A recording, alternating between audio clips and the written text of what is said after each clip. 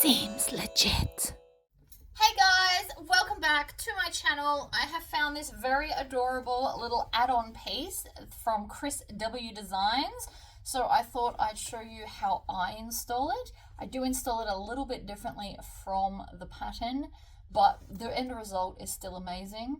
I have also branded it with my logo, with my awesome stamp.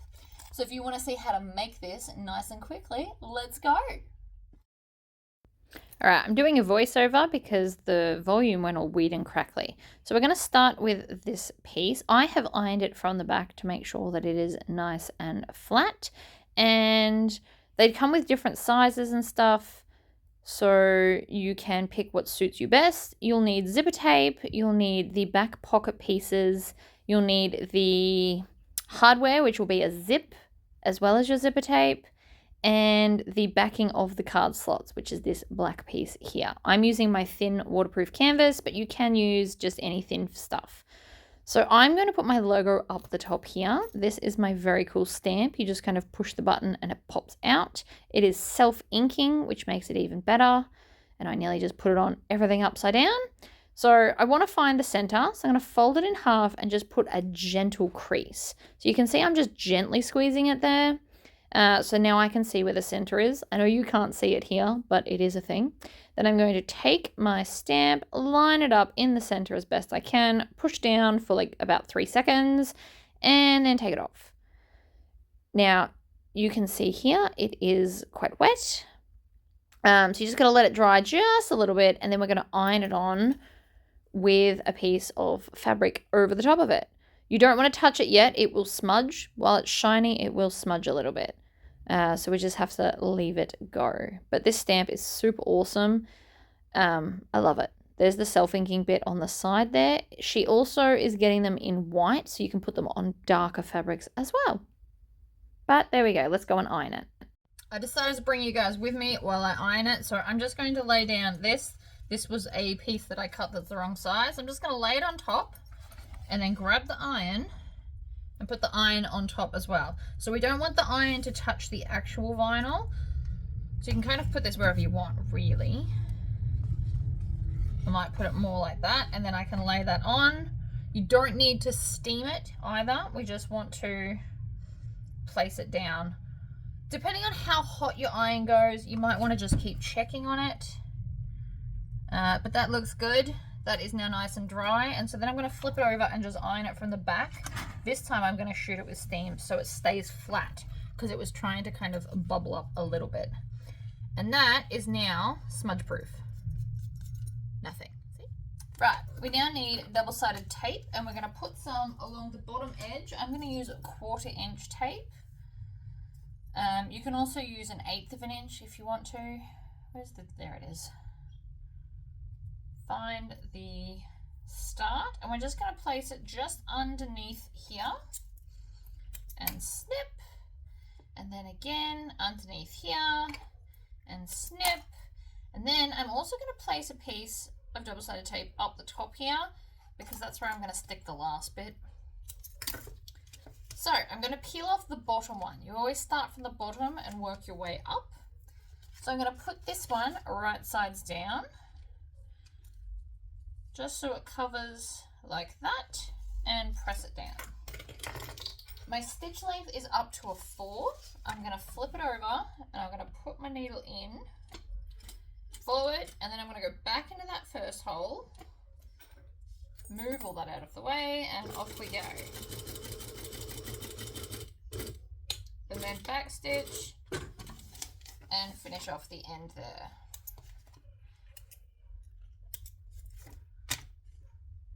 Trim off all the tails, and then I'm going to grab this one because this is how we measure down. These you can buy from Brimax.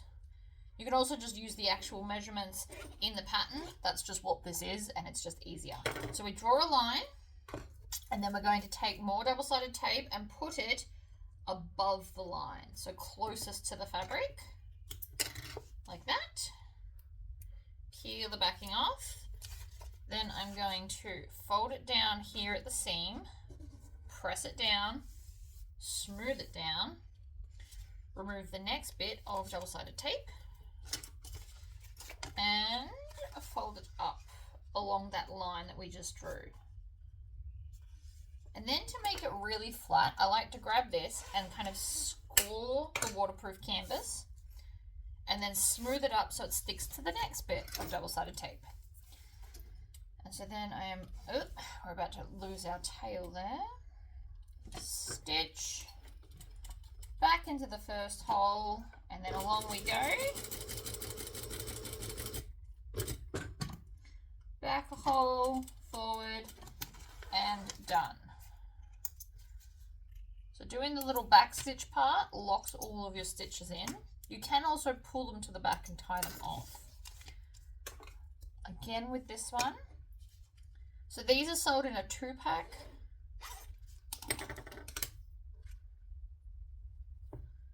This is for the horizontal cards, and there's also a vertical card one.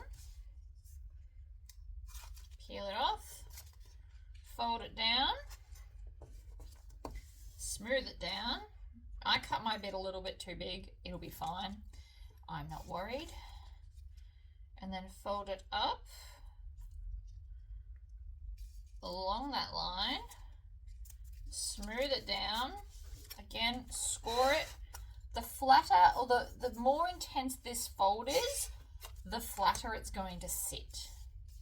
And then I'm just going to fold this down so it's just behind all of that, but we'll still stitch it in place, create a crease, and then we'll cut that bit off. So you can even pull it off the double-sided tape if you need to, so you can cut it easily.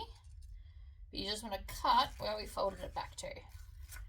That little bit's extra. And then again, smooth it down, press it to the double-sided tape, and we have our card slots. And we've got our logo. We're most of the way there now. Move that. Now, I'm going to do this next bit different from the pattern, just because I want to. How they've done it in the pattern is you just stitch this down and then cut out the excess fabric in here. I'm going to do it slightly different. So I'm going to fold this in half so I can find center top, which we will need later in the bag anyway. I won't be showing you the whole bag, I'll just be showing you this bit. So this will just be replacing the Tory pocket in the Empress add-on, I should say. We're doing all the fancy stuff to it because why not? So we're just going to fold that down, open it out. I want it high, but not so high. You gotta remember there's a zipper that goes here, but we also don't want it too low. So I want it in like the top 2/3, I'd say. And then with an erasable pen, I am going to draw that edge. Maybe not draw anything because the pen's not working. Surely I haven't used it all up. Oh, there we go. All right. So I'm going to do the little triangle bits. And then I'm going to grab a ruler. This is my new favorite ruler for all things small. And I'm going to draw the line in between. So that is how much, that's where we're going to cut for this. So I'm going to fold it over.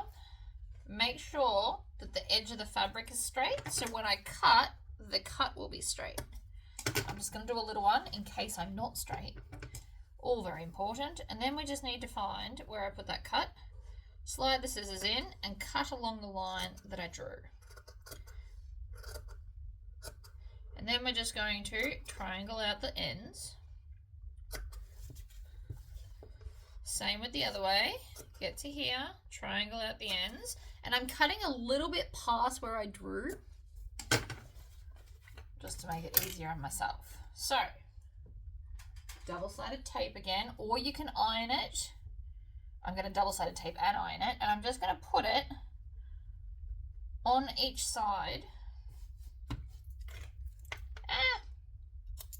Bobbin clamp. On each side of the line that I just cut. And then I'm going to take two little bits and put them on the ends as well. So I cut one big bit and then cut it in half to get two tiny little bits. 1 and 2. So you can start wherever you like. I'm going to take off the little bit, pull the triangle back, and stick it down.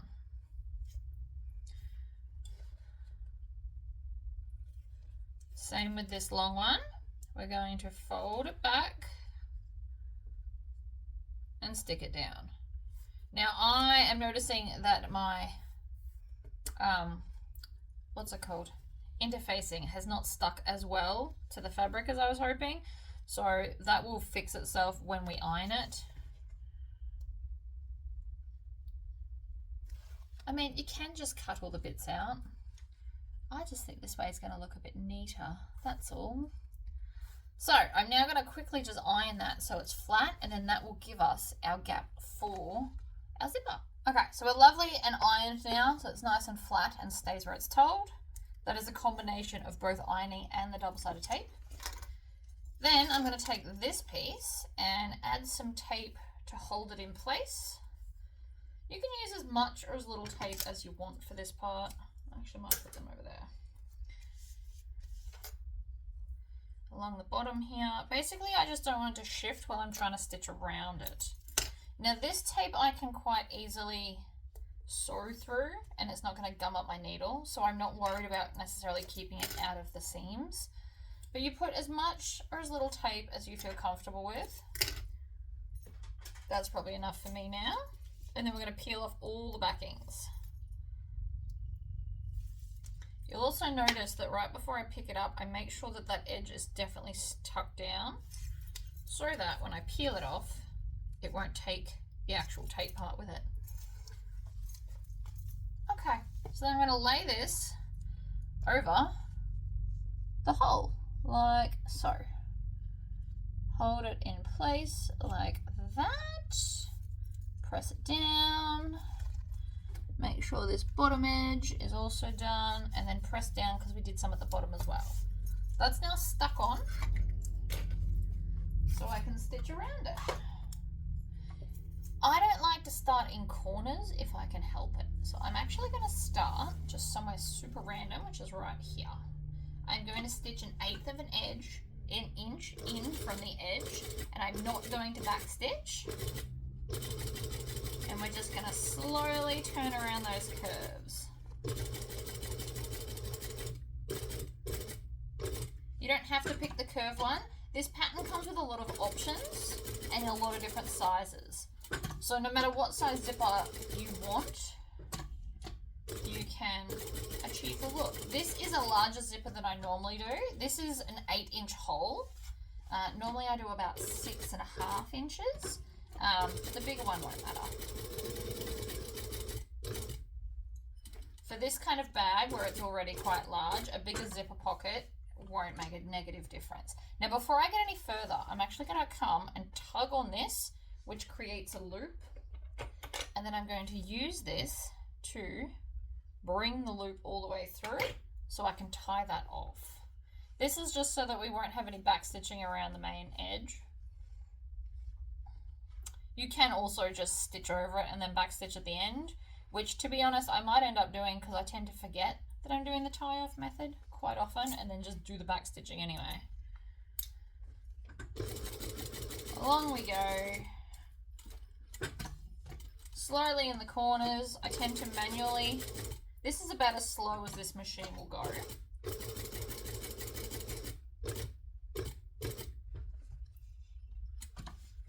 And so then we're just going to get back to the start. So that went into that first hole. Pull it out. Trim some long tails. We want long tails for this. And then grab this. Find the loop. Pull the loop through. And then tie it off. I like to wrap around twice and do 2 knots. Seems to be my latest favorite. So that's got 2 turns through it, and then we'll do the same again. So 1 and 2, and then pull tight. Trim off the tails. It's looking wonderful. You could have also done a straight one and put your logo here. If you've got like a bag tag that's square, it might look better there than there. You've got options. All right, zipper pocket and some zipper tape.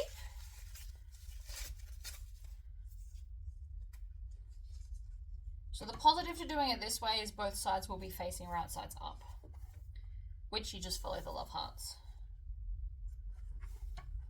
So I'm going to stitch this 1/8 of an inch along the edge from the top, because we don't want to see these stitches later, but we want it stitched together. And it's just easier to do it this way. And then when we get to the end of the fabric, we're going to back stitch it. That was probably too many back stitches, but when I'm in a hurry, sometimes I do more than necessary. And then I'm just going to trim off the excess zipper. This way, if you do it this way, it ensures you don't waste zippers. I've seen people just cut like random lengths and then trim it down. Over the course of a year, you will find that you actually waste quite a lot of zipper tape doing it that way. That's why I prefer this way. Keep it attached until you don't need to anymore, and you don't waste. Very rarely do you waste some. It still happens sometimes.